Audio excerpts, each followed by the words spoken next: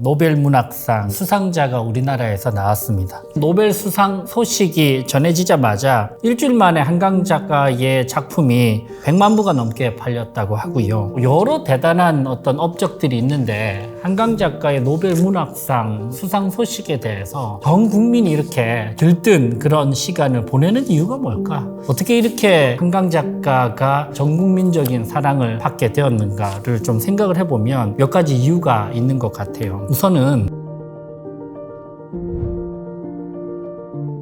책가상 구독자분들 안녕하세요. 본모민 어센던트 율본의 류재현 변호사입니다.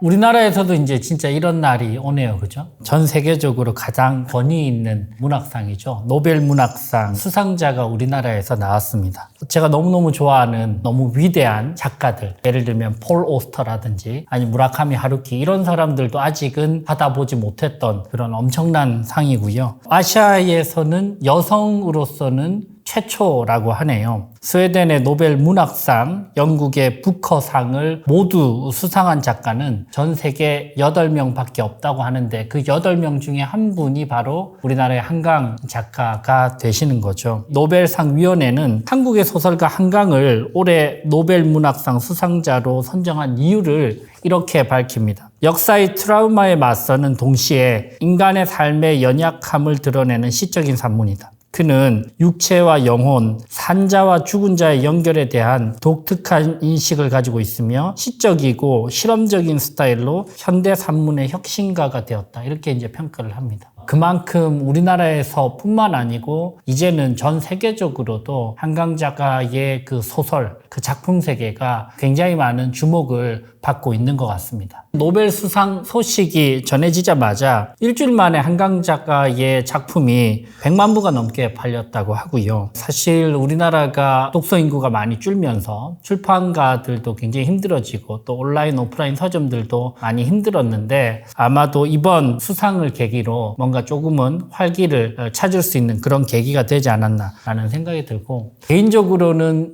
저는 이런 생각이 듭니다. 이제는 우리도 노벨 문학상 받은 작품을 번역에 의존하지 않고 읽을 수 있는 그런 시대가 왔구나라는 생각이 들고, 항상 여러분들 이맘때 되면 찬바람이 불기 시작하면 올해는 어떤 나라에서 어떤 작가가 노벨 문학상을 받을까가 사실 궁금했었는데 이런 날이 진짜 오네요. 인문학을 좋아하는 소시민으로서 굉장히 감개무량한, 그리고 누군가의 이런 큰 성취가 이렇게까지 순수하게 기뻤던 적이 최근에 있었나라는 생각이 들 정도로 저도 한강 작가의 노벨 문학상 수상 소식에 굉장히 개인적으로도 설렜던 그런 몇 주를 보내고 있습니다. 유독 여러 대단한 어떤 업적들이 있는데 한강 작가의 노벨 문학상 수상 소식에 대해서 전 국민이 이렇게 들뜬 그런 시간을 보내는 이유가 뭘까? 어떻게 이렇게 조용하고 차분한, MBTI로 치면 I의 성향이 분명해 보이시는 한강 작가가 이렇게까지 전 국민적인 사랑을 받게 되었는가를 좀 생각을 해보면 몇 가지 이유가 있는 것 같아요.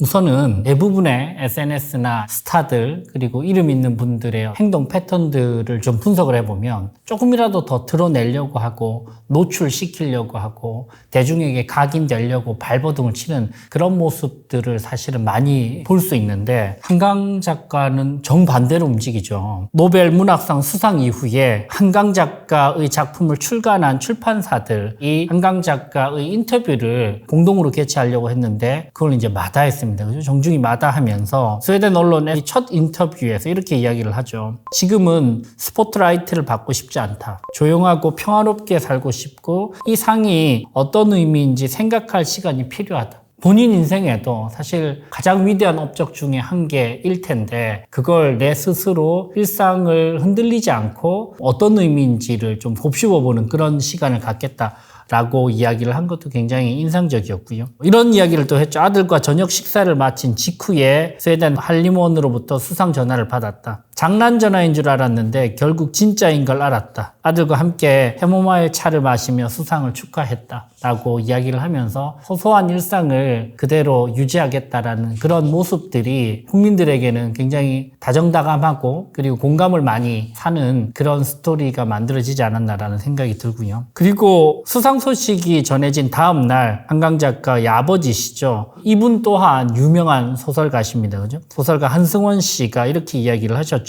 러시아 우크라이나 전쟁, 이스라엘 팔레스타인 전쟁이 치열해서 날마다 주검이 실려 나가고 있는데 무슨 잔치를 하겠느냐. 기자 간담회를 갖지 않겠다는 것이 한강 작가의 뜻이다라고 이제 이야기를 합니다. 그죠? 그래서 자아도취되고 사실 본인의 큰 업적에 대해서 조금이라도 더 알리려고 그리고 이것을 상업적으로 활용하려고 움직일 수도 얼마든지 있는데 그렇게 해도 사실 그게 부자연스럽지 않은데 이 상황에서 본인의 일상, 본인의 철학, 본인의 어떤 작품 세계에 대해서 다시 단단하게 생각해보는 시간을 갖고 조용하게 시간을 보내겠다라고 하는 그런 모습들이 국민들로 하여금 더 큰 그런 공감과 지지를 하게 되는 그런 내용이 아닐까라는 생각이 듭니다. 맨부커상 수상 때부터 굉장히 주목을 받았던 분이 한 분 있죠. 바로 이 채식주의자를 번역한 번역가 데보라 스미스입니다. 사실은 우리나라 책이 영어 책도 아니고 불어 책도 아니고 그죠? 우리나라의 한글이라는 그런 독창적인 언어를 기반으로 작품 세계를 펼쳤기 때문에 사실 이제 많은 경우에 있어서 기존에 우리나라의 노벨 문학상 후보라고 불리웠던 분들도 문학 작품 그 자체가 모자랐다기보다는 이게 뭔가 번역 과정이 제대로 전달되지 않는 게 아닌가라는 그런 물음들도 많았는데 사실 그만큼 번역의 힘은 생각보다는 훨씬 더 강력하지 않았나라는 생각이 들고요.